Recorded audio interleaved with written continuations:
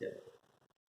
Hi, hello, namaskara. Myself Mahesh Prasad from my department of physics, as you know. So today we'll discuss one of the new chapter that you can see on the board, that is the mechanical properties of solid. Okay. So by the way, in this particular chapter we are going to study some of the properties which comes under a solid. By the way, what do you mean by solid? As you know, the solid is nothing but which is made up of a proper definite shape and which is having a proper definite volume as well, correct? So now the thing is, as you know, this solid which is made up of n number of molecules, and that particular molecule which is made up of n number of atoms. So if I discuss the same topic under one spring ball model which is appeared on the board over here, which means, and this is a ball which is connected between some spring over here, okay, and these are the spring which you can see over here. So what happens here, and this is a picture of at equilibrium position. So what do you mean by equilibrium position, by the way? Which at this particular moment there is no external force which is applied to that particular body. Are you getting? So now the thing is, as you know, this two ball, in a sense, for timing I can say these two balls which is nothing but atoms or molecules. So these two molecules or these two atoms are separated by some small distance. That is called as interatomic distance. So these two molecules or atoms are experience an interatomic force as well at equilibrium. Now your job is to pull any one ball, so that what happens?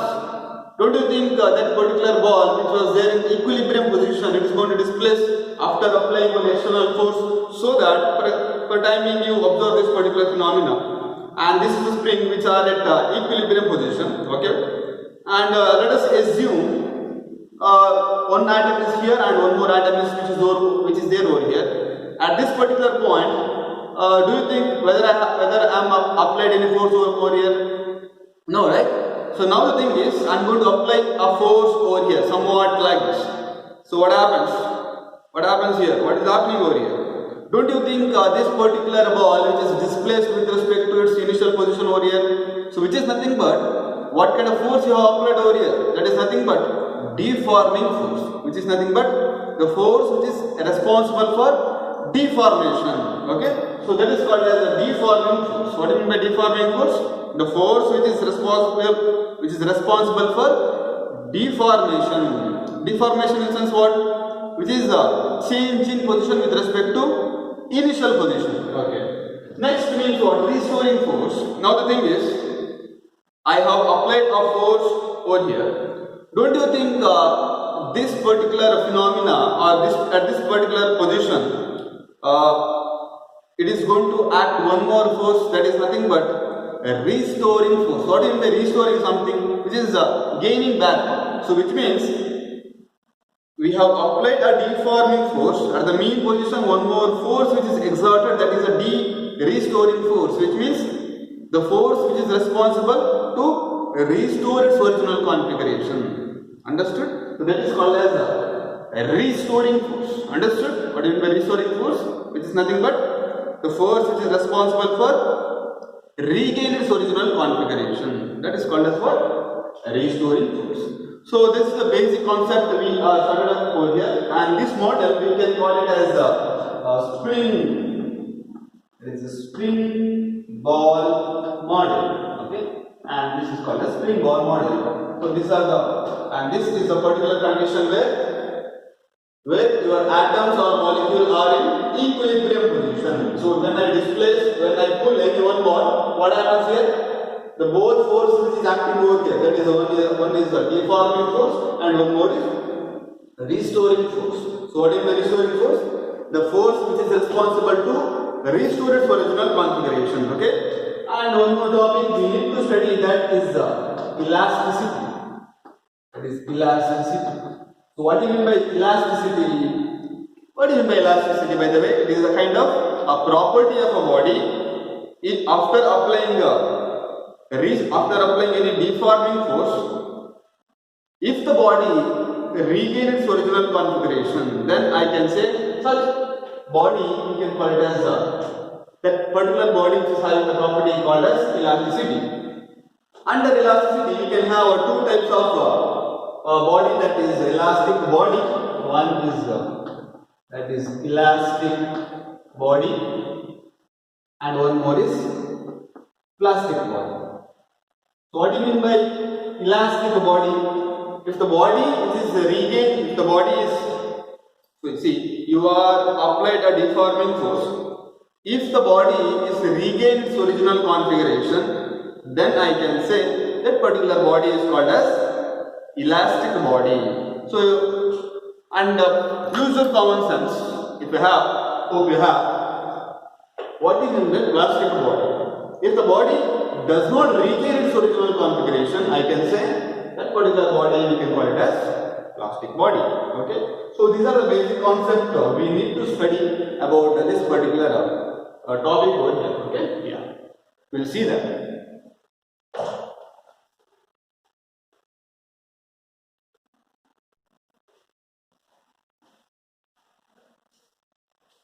Yes. We'll discuss one more topic, that is stress over here. Okay. So by the way, what do you mean by stress over here? So don't you think when you apply some force on any particular object, in the sense you are applying a deforming force. So if you apply a deforming force, what do you mean by deforming force, by the way? It is a force which is responsible for deformation. So at the meantime, one more force which is exerted over there towards its initial configuration, that is nothing but a restoring force. So in such case, we can have a stress over here.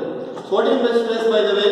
The stress, I can say, the stress which is equal to, that is the restoring force, that is the restoring force per area. So restoring force per unit area. So what is the stress, by the way? It is nothing but, for if you apply any deforming force on any particular object, so at the mean point or at the mean position, I can have the restoring force, which means the restoring force towards its initial configuration with respect to its area of cross section. If I deal of this, I can say it is a stress over here. So what is the SI unit I can have over here? What is the SI unit I can have for restoring force per unit area? That is nothing but, if I say SI unit of this stress, that is what is the SI unit of force? I can have Newton. What is the SI unit of area? That is nothing but the meter square, correct? So Newton per meter square. So how to get the dimension formula for this? What is the dimension formula? Dimension formula of stress I can have, that is what is the dimension formula of force I can have? That is nothing but MLT raised to minus 2, which is divided by area, which is nothing but L square. So when it goes to numerator, that is nothing but ML minus 1 T raised to minus 2 with the square bracket. So this is how exactly we can have a stress over here, correct? Now the thing is, your stress which is basically having three types. Which are those? We'll get to.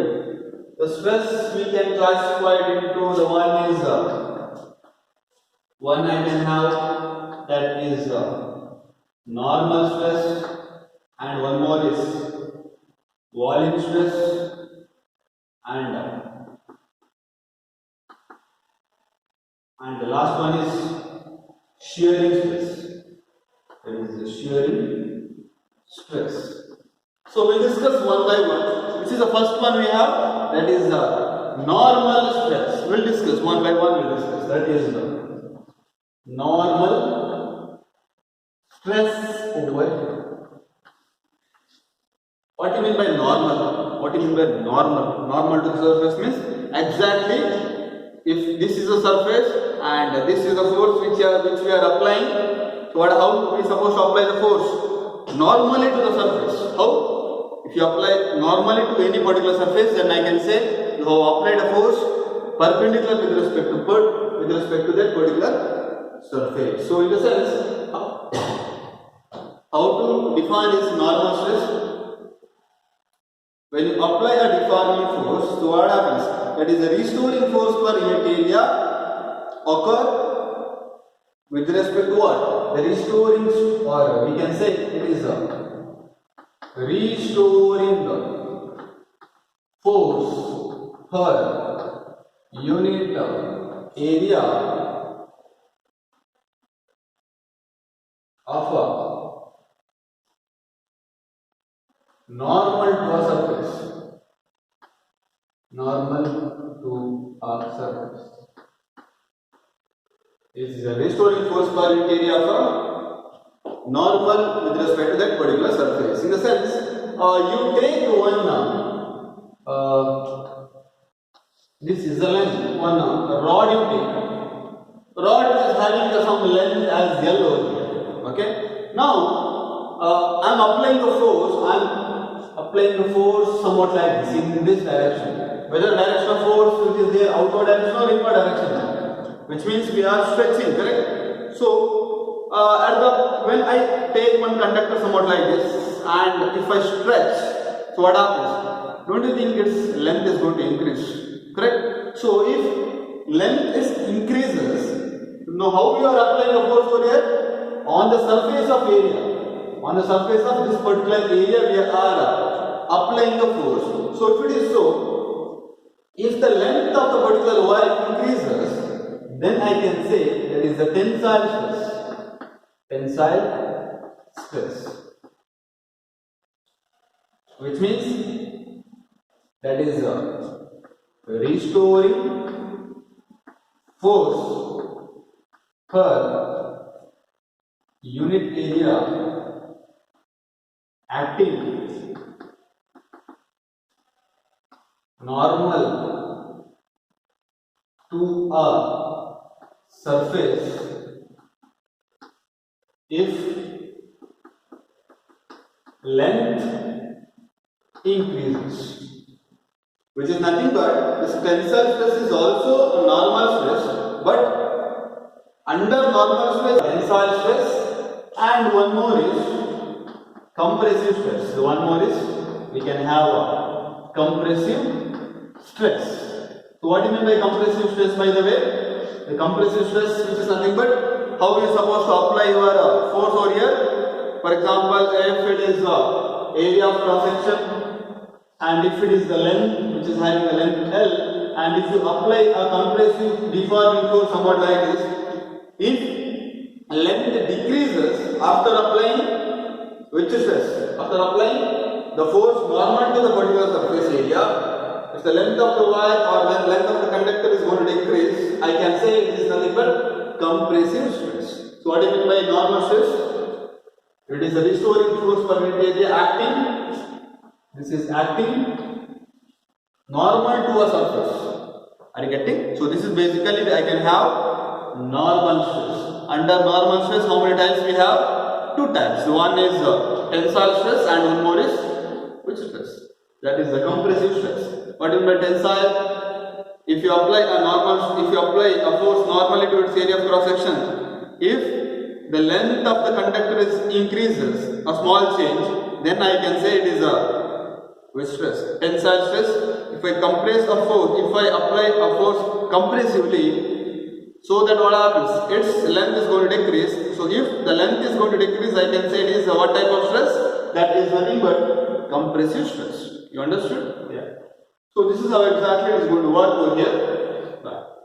And one more stress which comes, that is nothing but the volume stress. Which is stress? That is the volume stress. So what do you mean by volume stress? This is also restoring force per.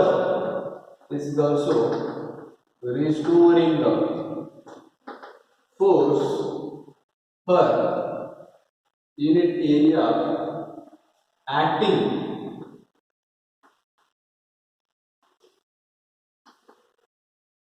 uniformly.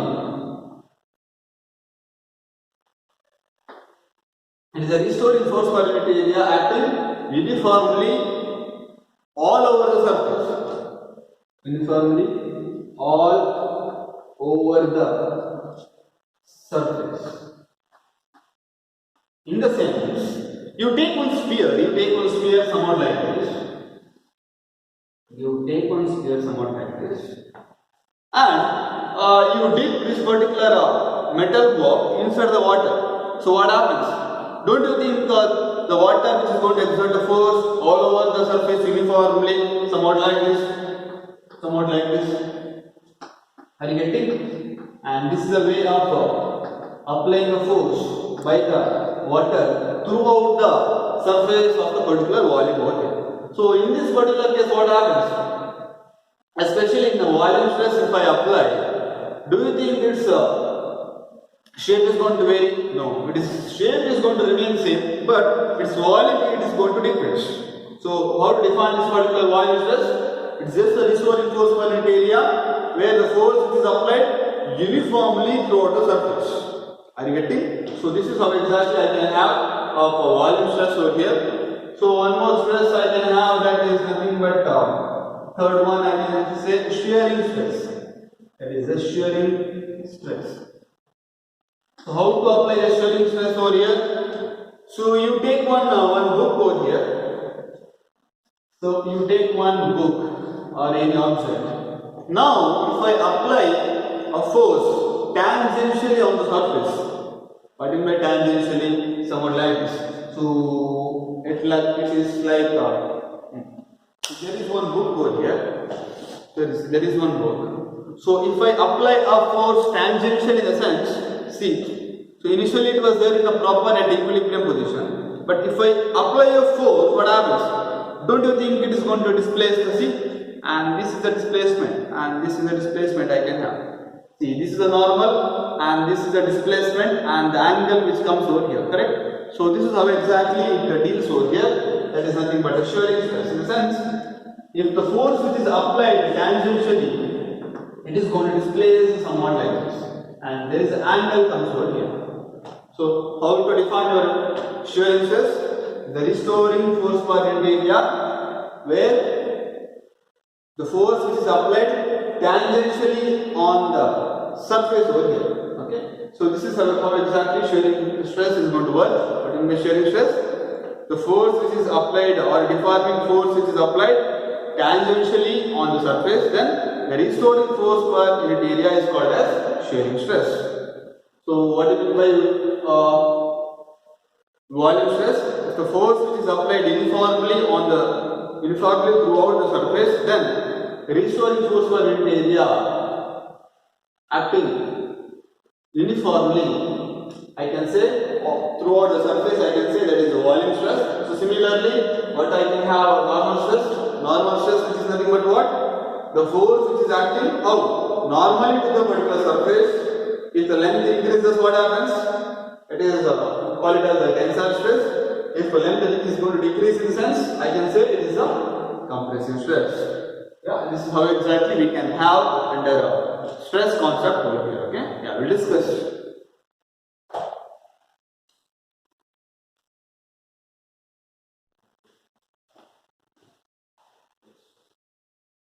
As there is no numerical which is you can see on the board, we'll try to solve that particular numerical so that you are going to have a clear picture about the concept of stress over here. So by the way, what do you mean by stress? It is nothing but if the deforming force which is applied on any two end, what happens? The restoring force per unit area which is developed with respect to that particular body over here, correct? Now we have a formula stress which is equal to, that is F by A. No? F is the restoring force where A is the area of cross section. Now read the numerical which is there on the board that you can see. That is a steel rod which is having some radius of 1 centimeter. So you take one steel rod somewhat like this. Okay, and this rod is having a radius of 1 centimeter. And the length of, and which is having a length of 1 meter. This is the length I can have. Next, a force of 10 to the power 5 Newton stretches along it. Which means the force which is acting somewhat like this. That is the 10 to the power 5 Newton is the force which is stretched with respect to that particular length of 1 meter which I have taken. So that what happens? What kind of stress which is produced over here? Tensile stress or compressive stress? They have given stretches in the sense, whenever you are applying a stretch, somewhat like this, don't you think its length is going to increase? So what type of stress which comes in the picture over there? That is nothing but a tensile stress. If the length of the wire or the length of the conductor, if it is increases after applying any force, or after applying any deforming force, I can say at that particular stress we can call it as a tensile stress. Okay. So now your job is to get the stress over here. That is nothing but a tensile stress. So what is the formula? I can have stress which is equal to F by A. What is the area of this area of this circle? I can have that is by R square. What is the force we can have over here? 10 to the power 5 divided by, that is a pi R square divided, which is equal to 10 to the power 5 divided by, that is a 3.14 into, what the value of R I have, that is a 1 centimeter, convert in terms of meter over here, so that you can have 0.01, which is equal to, altogether you are going to get 3.18 into 10 to the power 8. What should be the unit I can have over here? What is the unit I can have? That is nothing but the Newton per meter square. Why Newton per meter square? That is the force per unit area. And this is how exactly we can get the concept of stress over here. Okay. So we'll discuss strain in the next chapter. Next topic. Thank you very much.